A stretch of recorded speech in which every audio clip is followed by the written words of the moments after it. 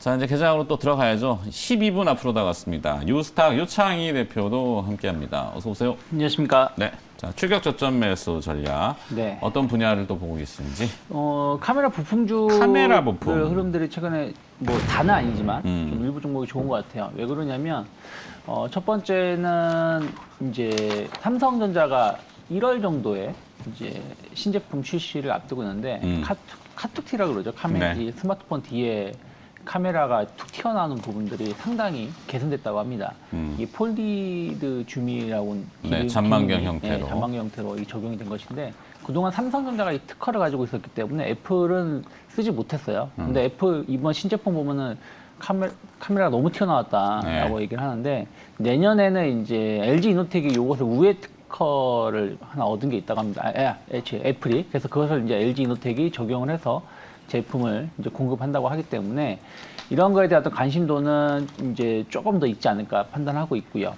그리고 또 하나는 어쨌든 이제 자율주행, XR, VR이죠. 이런 부분들이 활용이 되면 카메라 수요는 더 늘어날 수밖에 없는 거 아니겠습니까? 특히 뭐 VR, XR 쪽으로 간다라면 카메라가 많게는 20개 정도까지도 뭐 채용될 수 있다라는 얘기도 나오고 있기 때문에 그런 부분들이 좀 관련해서 먼저 움직임이 나오고 있는 것 같아요. 그래서 최근에 카메라 관련된 부품주들 보면은 주가가 완만하게 좀 오르고 있지 않나 보고 있고요.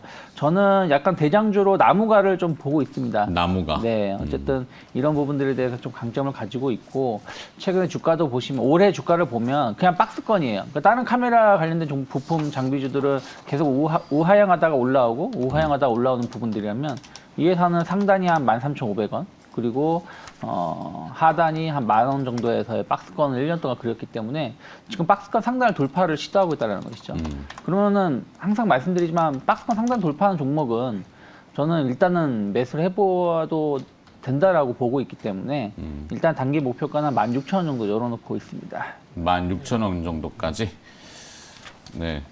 애플이 폴디드 줌 얘기들을 많이 흘리는 것 같아요. 네. 시장에서 얘기들 하더라고요. 네. 그죠? 저 같은 경우도 스마트폰 새로 교체를 했었는데 너무 이 카메라가 튀어나와서 당황했었는데 애플은 더 많이 당했나 봐요. 근데 이런 부분들이 결국에는 소비자들 입장에서는 제품이 왜 갈수록 이제 기능은 좋아지는데 약간 도태된다는 느낌을 가질 수가 있거든요. 네. 그런 부분들에 대해서 계속 좀 노력을 하고 있지 않나 판단하고 있습니다. 그렇겠죠. 지켜보자고요. 네. 폴디드 줌 그러면 자화전자 얘기들을 또 많이 하시는데 하여튼 오늘은 나무가를 선택하셨네요. 네. 정태현 팀장도 섹터 전략 주셔야죠. 네, 오늘 저는 엔터 주 2.4 엔터. 저희 전 시간에 뭐 네, 재벌집 막내 아들 얘기하면서 네. 레몽네임 막 하시길래 저희가 조금 피해가고 있는데 어제 우리 레몽네임 얘기 많이 했거든요. 그다음에 컨텐츠리 중앙, 뮤직빅 스튜디오, 재벌집 3종 세트. 저는 이제 영상 컨텐츠 말고 가요 컨텐츠. 가요, 음원으로. 네, 음원을 해요. BTS, 전국. 네. 오프닝, 월드컵 오프닝 때 그걸 못 봤네. 굉장히 뭐 짜릿했다고 제일 중요한 건데. 아, 그래요? 네. 저도 보겠습니다. 제 방으로 봐야겠네요. 아니면 알겠습니다. 동영 자, 찾아보는 거. 음원 쪽으로 네. 뭘 볼까요? 일단은 이슈가 될 만한 걸 제가 긁었습니다. 긁었고 네.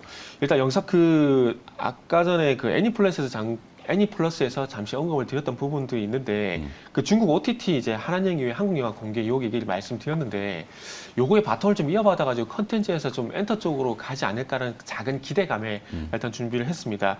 일단 오늘 같은 경우에 제8회 한중 민간 경제 협력 포럼이 개최가 됩니다. 네. 그러니까 최근에 어떤 중국과의 어떤 분위기가 개선될 만한 얘기가 조금씩 나오면서 영상 컨텐츠가 계속 좀 부각이 되고 있는데 그렇게 된다면 다음 바턴은 똑같은 컨텐츠 맥락에서 보게 되면은 엔터가 좀 이어받지 않을까라는 생각을 좀 해봤고 여기서 틈새로 여담을 좀 말씀드리면 첫 번째 세션이 농업기술 새로운 공정시대거든요.